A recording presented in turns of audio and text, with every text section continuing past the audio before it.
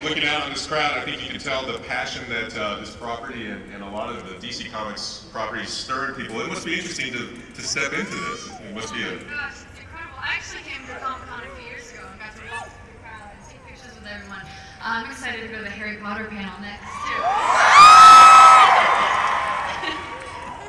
And then, Peter, you know, one of the things that is bundled into the fabric of this story and this franchise is things like fear and will and courage. It makes large heads. What's that? Large heads. And large heads, yes. Tell us about the large cast. Tell us about that. About the large head. Yeah, we'll start with that. I'm a size 60. If you guys know hat sizes, that's pretty big. I don't know, I didn't really realize I was going to have a large head until I had one on me. It was just an incredible thing to do. I mean, being in the kind of makeup that I was in this film, and, you know, it's a whole other kind of acting. It really opens up all sorts of things that you never thought you would catch yourself doing, you know? And it's a total blast. I had more fun doing this movie than I really have had in a very, very long time.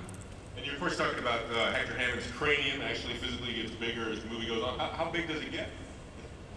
It's pretty big. Pretty big, people. I mean, not like, you know, that, but big. Heavy. Very heavy. And then, Mark, you know, in this movie, you have a character who's going to go in different directions down the line. In this film, he's got a slightly different role. Do you plan ahead? Do you have to try to hardwire in the future stuff into the movie now, or you kind of play it in the moment? No, I think you have to, you take what you're given in the moment. I think if, whatever happens to him further down the line, I think if you know that the Secret Origins comics, his job is to be Hal's mentor and put him through his paces, and he kind of earns his grudging respect by the end of the movie. Whatever happens later, that's later. I told you were going to feel like Bono up here. What did you think when you came out? Say that again, sorry? Remember I told you were going to feel like Bono when you walked out in front of the Yeah, it's a wonderful thing. Thank you very much for the reception.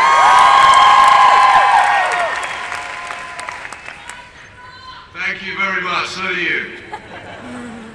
So Martin, the essential question right off the bat with a film like this is tone. What can you tell us about the tone of the film? Well, the tone of the movie is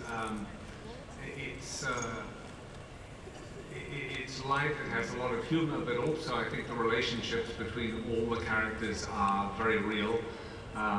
We've tried to keep the action also very real, and tonally I think there's a lot of humor, clearly with Ryan Reynolds and with Blake and so forth. That's very apparent, and no, it's just a terrific entertainment, I think, and it's my first superhero movie. I've never done one before, unless you count James Bond as a superhero. He's nothing like Green Lantern. That's all I can say.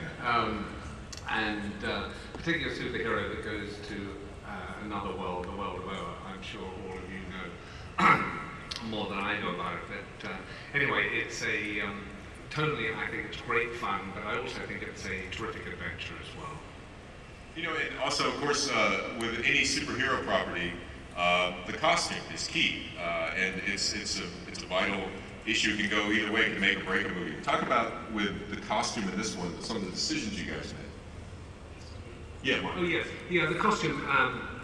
You've obviously all seen the costume on the Entertainment Weekly, and so it's always a work in progress. But of course, we have the black and green that. We all know about the costume. We've lost the white gloves. We just felt it looked far cooler and far more interesting. And there are also, although in some ways it's hard to see on the picture itself, but there are certain lines which we decided in our costume, which of course evolved from the ring, that it's more like